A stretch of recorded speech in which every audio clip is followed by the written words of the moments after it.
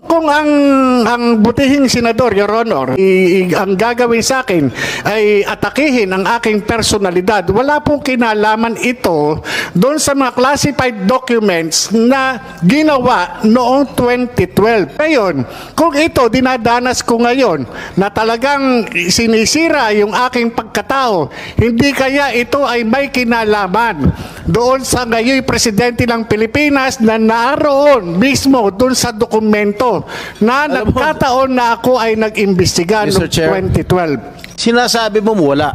Tinanong pa kita kung sino yung confidential informant mo. Sinasabi mong hindi mo kilala. Anong klase kang resource person? Wala kang mga ebidensya. Maliwanag na maliwanag po, Mr. Chair, na itong ating resource person ay nagsisinungaling. Ang pangalan ng confidential informant na yan na naglaglag dyan kay Marcel Soriano ay yung anak-anakan daw ni Marcel Soriano na ang pangalan ay Ian. Ngayon, yung Ian na yan, patay na. Mr. Morales, Yes, Your Honor. nakita ko sa isang interview mo na sinabi mo na ako raw ay hindi marunong mag-imbestiga. Am I correct? Yes, Your Honor. Yun po ay opinion ko bilang investigador dahil inaasahan ko po inimbita po ako rito as resource person. Alright. At mistula ako na ituring na akusado. I will have to respect your opinion, but my track record in investigating here in all public hearings will attest to it. Okay? Now, the second question. Sinabi mo sa isang interview na sayang ang binabayad ng taong bayan sa akin. Yun po yung opinion ko, Your Honor. Dahil doon sa nakikita kong takbo ng... Bakit sayang ang bayad? Your Honor. Dahil ako, ginagawa ko, tinutupad ko ang aking sinumpaan tungkulin bilang inyong senador at kine-question mo ba ang 15 milyong Pilipino na bumoto sa akin? Dahil sinabi mo, sayang ang binabayad nila sa akin. Your Honor, yun po yung opinion ko, gawa ng ako po ay isang investigador. Ang investigador po, nag-extract po na information, nag-elicit po na information upang makuha mismo yung yung ninanais doon sa subject matter. Kagaya po ng ginagawa natin ngayon. Ako po ay nagsasalita lang bilang sa aking opinion at bilang doon sa aking karanasan bilang isang investigador. Kapag ako po ay kaharap ng isang iniimbestigahan, sinisikap ko po na makuha ko yung sustansya na kinakailangan patungkol po dun sa hinahangad kong resulta. Ako po, hindi po kailanman na namemersonal o kumakaladkad o naguhusga sa pagkatao ng kahit na sino, lalo na yung mga naimbestigahan ko talagang mga kriminal.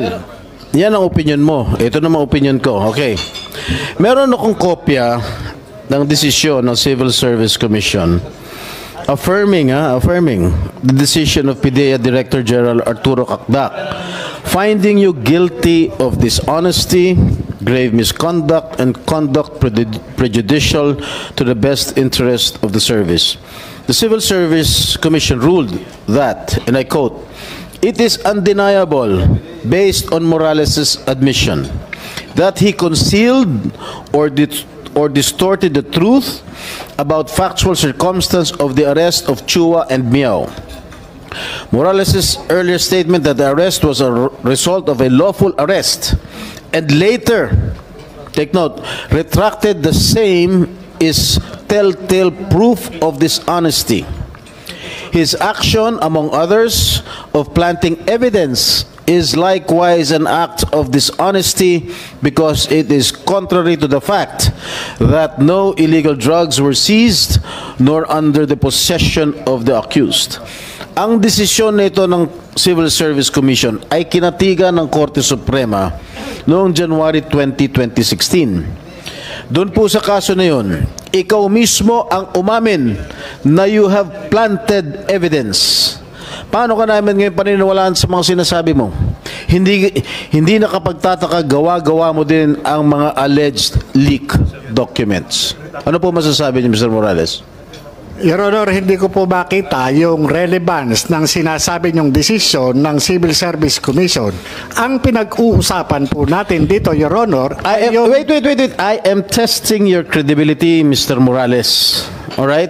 You have string of cases filed against you, and one of these that I am mentioning right now is the decision of the Civil Service Commission, which was affirmed by the Supreme Court. All right? Your Honor, yung pong desisyon ng civil service na sinasabi nyo ay walang kaugnayan sa pinag-uusapan natin dito. Ang pinag-uusapan po natin dito ay yung investigation po na ginawa ko noong 2012. Bakit ka lumilihis ako mga katanungan ko? Huwag kang lumihis. No, Your Honor, hindi po ako lumilihis. Sapagkat ang pinag-uusapan po natin... Is it true that you planted evidence? Yes, Mr. Yeah, I just would like to remind you that you address your questions and everything to this chairman para hindi kayo magkapersonalan. Yes, Please Your Honor. address through that chairman para hindi masyado iinit yung Don't usapan evade niyo. my question, Mr. Morales.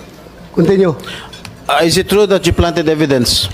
But according to the Civil Service Commission decision, and it was affirmed by the Supreme Court that you planted evidence. No, Your Honor. At yung... You mean to say that you disagree? Of course, you will disagree to with the decision of the Civil Service and the affirmation of the Supreme Court. How can you disagree with the No, Your decision of the Honor, Supreme hindi Court? po yan yung istorya, Your Honor. At ito, Your Honor, yung sinasabi nyo to discredit my credibility, Your Honor. Ang pinag-uusapan dito, ang issue, Your Honor, is yung pagiging investigador ko. Hindi po ako akusado, Your Honor. Mr. Chairman. I am not discrediting your... Wag kayo I am testing your credibility. Huwag kayo magsabay magsalita. Dapat pakinggan mo kung magsalita si Senator Jinggoy. Saka ka I sumagot. am testing your credibility. Pinapangunahan mo. Sinasabi mo, I am discrediting your credibility. Kung meron man. Your Honor, sa umpisa pa lang nung magmula nung dumating kayo dito sa hearing, Mr. Chairman, ito na yung naging experience ko, Your Honor, Mr. Chairman, dito sa Senate investigation. Ang ipinunta ko po rito is resource person po ako para dito sa PIDEA Leaks. Dahil ang pinag-uusapan po dito ay yung paglabas ng dokumento dun sa PIDEA. At ako po, Your Honor, investigador lang po ako. Hindi ako akusado, Mr. Chairman, para itest yung aking credibility. Nakapako lamang po ang aking kaalaman patungkol po doon sa ipinalabas ng vlogger na si Maharlika, patungkol po dito doon sa mga confidential documents, classified documents.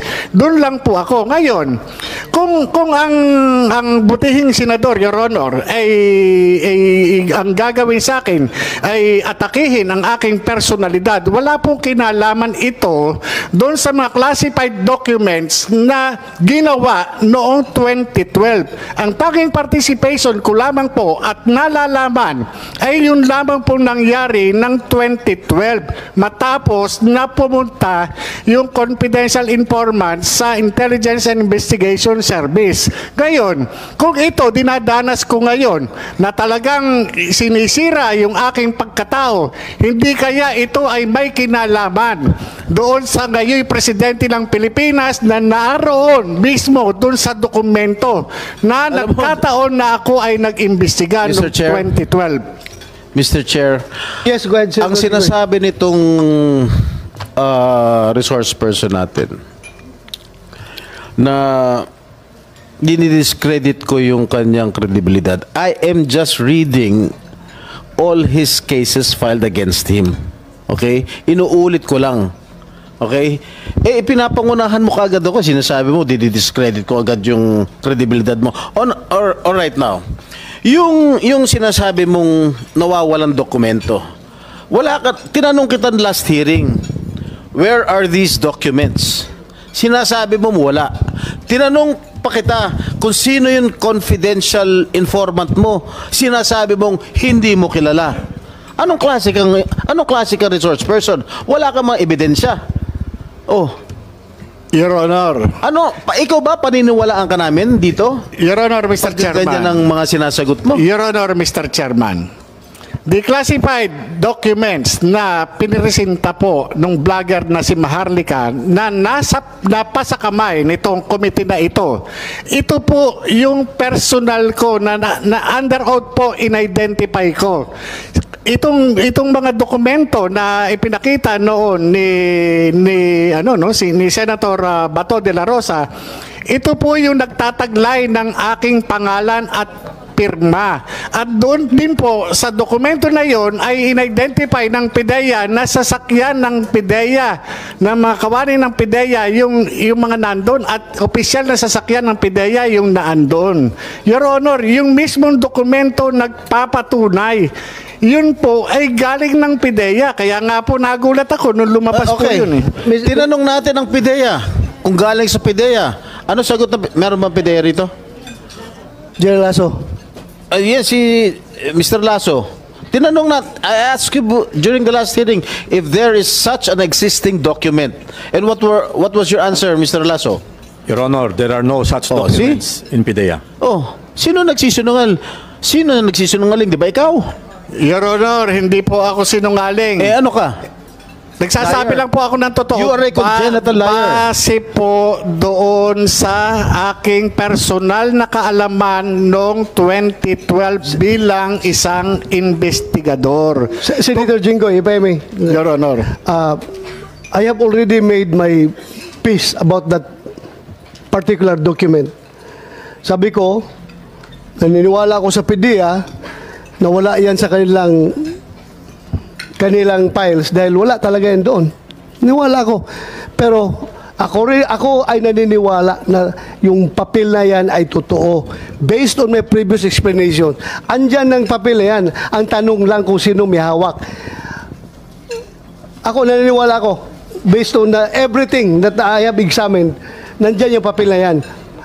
Hindi lang alam kung sino may hawak ng papel na yan ngayon. Where is that alleged document? Where is Kasi ang nandito ngayon is photocopy? soft copy. Soft copy lang. Soft copy na. So that is not authentic, Mr. Chair. Ha? That is not authentic. Well, if we define authenticity as to the material, yung hard copy, then maybe masabi natin hindi authentic. Pero ano bang ibang word for that authentic na makapagsabi na yung isang soft copy ay totoo, which ako mismo rule na talagang totoo yan as far as I'm concerned. Andyan yan, pero soft copy nga lang andyan. Existing document yan na hindi makita ngayon. Hindi yan gawa-gawa lang.